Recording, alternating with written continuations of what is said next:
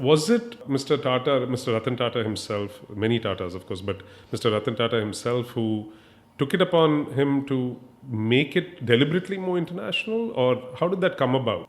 I think you'd have to say that it has actually always been part of Tata DNA. In fact, if you go back to the founder of the Tata Group, Jamsetji Tata, he was somebody who was extremely well traveled. In fact, when he wanted to establish what eventually became Tata Steel in Jamshedpur, he found people who could help him, geologists and others in markets like the United States. So he traveled across the world. He made his early fortune in China, working out of Shanghai in a time when very few Indians had traveled to some of these parts of the world.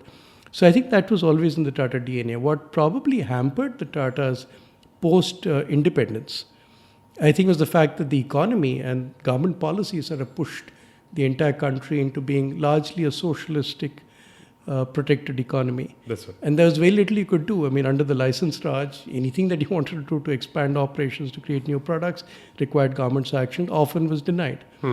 So I think that held the group back. But people like Mr. Tata, J.R.D. Tata before him, who traveled widely and continued to travel, they were on international boards. They were seeing what was happening in the rest of the world. So they had familiarity with how quickly technology was changing and so on. So in Mr. Tata's own case, I think some of the groundwork for being able to push the group in the right direction as soon as liberalization took place, that groundwork happened in the early 80s.